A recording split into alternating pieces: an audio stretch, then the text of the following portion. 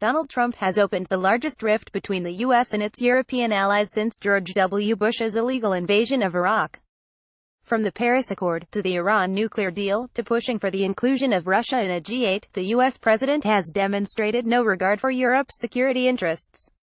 Europe, in turn, has failed to understand how to deter Trump from sabotaging the transatlantic axis. Currently, Europe is considering sanctions and tariffs on U.S. companies. It shouldn't. To stop Trump and protect its interests, Europe should sanction Trump himself instead.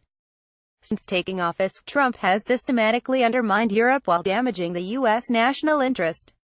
Precisely because Washington's European allies want to preserve the transatlantic relationship, unlike Trump, they have been hesitant to push back hard. But in its caution, Europe has fallen for a false hope, the belief that Trump can be appeased, that he can be reasoned with, and that he can be convinced to abandon his current path with logic. Essentially, Europe has failed to understand that Trump cares more about himself than his country. Like a dictator of a developing country, Trump is less concerned with the prosperity of American families or the country as a whole than with enriching himself and his family businesses. Despite Europe's commendable patience, its failure to understand what animates Trump has enabled him. For example, while Europe tried to salvage the Iran nuclear deal, an arms control agreement that made the world safer, Trump strung Europe along for months, misleading European partners that a compromise on the nuclear deal could be found when he had already made his decision months prior to kill the hard-fought agreement. While Europe has realized that it needs to meet pressure with pressure in order to salvage the transatlantic relationship, it is still focused on measures that are unlikely to succeed. Counter-tariffs, clawback sanctions and other economic tools that Europe is considering are hardly sustainable, unlikely to force Trump to back down, and will damage both the European Union and U.S. economies. Perhaps more importantly, these economic measures will inflict hardship on millions of American workers who don't support Trump's agenda. Trump may even benefit from a rally-round-the-flag effect that often accompanies broad economic sanctions. Sanctions targeting his own companies and wealth will sting in a way that he cannot ignore. A more effective approach would be to target Trump's wallet. There are countless examples of how Trump is blatantly using the presidency to enrich himself. His controversial tax reform will reportedly save him and his family hundreds of millions of dollars. His son-in-law's family openly uses their connection to Trump as a selling point to entice investors in China.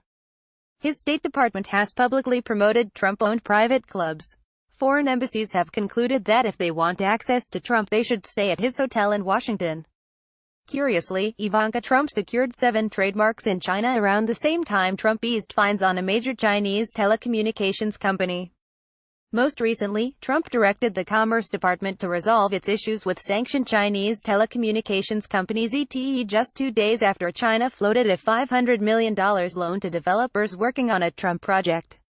Like most dictators, Trump can easily weather broad sanctions on the U.S. economy. But sanctions targeting his own companies and wealth will sting in a way that he cannot ignore.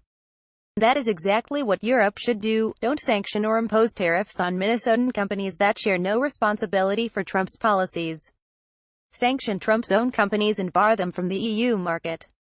For example, the EU and member states could prohibit officials from staying or holding events at Trump properties, or block the use of European money in financing Trump business and development deals. Just moving ahead on the planned placement of windmills near his Scottish golf course might be more likely to get Trump's attention than attacks on motorcycles. Targeting Trump's companies is a more moral strategy. Broad sanctions and tariffs have high cost to the US and the EU, but little cost to Trump. Targeting Trump's companies has little cost to the EU and U.S. economies, but a high cost to Trump. Moreover, it will deprive Trump of any rally-round-the-flag effect that broad sanctions tend to generate. In fact, if he tries to escalate, Americans would see that Trump is risking the broader U.S. economy just to protect his own wealth. Many in Congress will welcome this move, as it will shine a light on how Trump's failure to put his companies in a blind trust has put the United States in a vulnerable position. And if it helps save the Iran nuclear deal or the Paris Climate Accord, the next administration and future generation of Americans will be grateful to European leaders for their courage. Congressman Keith Ellison represents the 5th District of Minnesota.